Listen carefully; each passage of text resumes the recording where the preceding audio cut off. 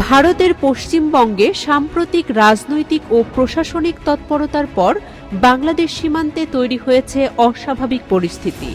উত্তর ২৪ পরগনার বসিরহাট মহকুমার হাকিমপুর সীমান্ত এলাকায় বাংলাদেশে ফেরার আশায় জড়ো হয়েছেন শত শত মানুষ। বাড়িওয়ালা আমাদেরকে বের করে দিতে, আর কেউ ঘর ভাড়া দেবে না।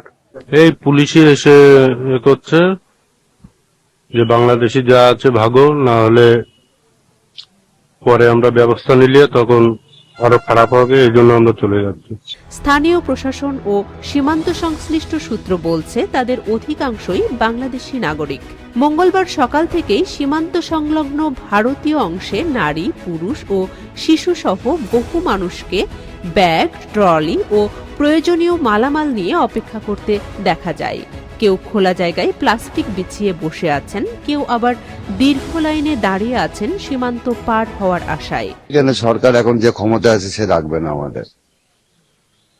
বাবা মার ডকুমেন্ট চাই, বাবা মার ডকুমেন্টস কোথায় পাবো? স্থানীয়দের ভাষ্য, একই ধরনের পরিস্থিতি সোমবার থেকেও দেখা গেছে। অনেকেই কয়েকদিন ধরে সীমান্ত এলাকায় অবস্থান করছেন। প্রশাসনিক সূত্র জানায়, সীমান্তের কাছে একটি অস্থায়ী ছাউনিতে প্রায় ১০০ জনকে রাখা হয়েছে। এছাড়া বাইরে আরো কয়েক ডজন মানুষ অপেক্ষা করছেন। বাবা মা সব চলে গিয়েছে আগে এর সময়। বাংলাদেশের লোক ধরলে জেলে ঢুকাই দিচ্ছে, আর এই সুযোগ দিয়েছে, এই সুযোগে চলে যাচ্ছে। এই পরিস্থিতির পেছনে রয়েছে পশ্চিমবঙ্গ সরকারের নতুন প্রশাসনিক সিদ্ধান্ত। সম্প্রতি জেলাভিত্তিক হোল্ডিং সেন্টার তৈরির নির্দেশ দেওয়া হয়েছে, যেখানে অনুপ্রবেশকারী ও সন্দেহভাজন বিদেশি নাগরিকদের অস্থায়ীভাবে রাখা হবে। এই খবর প্রকাশ্যে আসার পর পশ্চিমবঙ্গের বিভিন্ন এলাকায় অবৈধভাবে বসবাসরত বাংলাদেশিদের মধ্যে আতঙ্ক ছড়িয়ে পড়ে। যান বাঁচানি খরচ চলে যায়, কি করবো? গরিব মানুষ এই দেশে বই যায়, তাকে দিতে হবে। এটা দেয়ছি। গ্রেপ্তার বা দীর্ঘদিন আটকে থাকার আশঙ্কায় অনেকে দ্রুত দেশে ফেরার সিদ্ধান্ত নিয়েছেন বলে ধারণা করা হচ্ছে।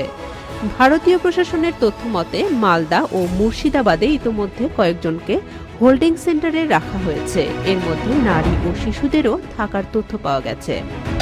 প্রশাসন রাখবে না তা কি করবো বলুন? আর একবার সরকার যদি না রাখে, আমরা গরিব মানুষ পেটে দিয়ে আসছিলাম, এখন সরকার যদি না রাখে তাহলে আমরা তো থাকতে পারি না।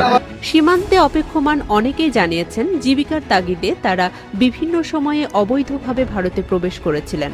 পরে কলকাতা, দমদম, নিউ টাউন, ডানকুনি ও বিভিন্ন শিল্পাঞ্চলে শ্রমিক সহ নিম্ন আয়ের বিভিন্ন পেশায় কাজ করছিলেন। তাদের দাবি, হোল্ডিং সেন্টারের খবর ছড়িয়ে পড়ার পর পরিস্থিতি অনিশ্চিত হয়ে ওঠে, তাই ঝুঁকি এড়াতে তারা দেশে ফিরে যেতে চান। এদিকে সীমান্ত পরিস্থিতি নিয়ে ভারতীয় সীমান্তরক্ষী বাহিনী বিএসএফ এবং বাংলাদেশের বিজিবির মধ্যে যোগাযোগ চলছে বলে জানিয়েছেন প্রশাসন। বৈধ প্রক্রিয়ায় তাদের ফেরত পাঠানোর বিষয়েও আলোচনা হচ্ছে। তবে এখনো পর্যন্ত সীমান্ত পারাপার নিয়ে আনুষ্ঠানিক কোনো সিদ্ধান্ত জানানো হয়নি। সীমান্ত এলাকায় বাড়ানো হয়েছে নিরাপত্তা। পুরো পরিস্থিতির উপর নজর রাখছে সংশ্লিষ্ট কর্তৃপক্ষ।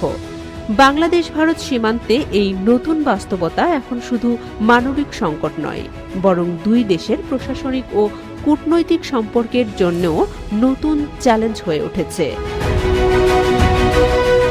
বনলতা সরকার, OTN বাংলা, মেলবোর্ন।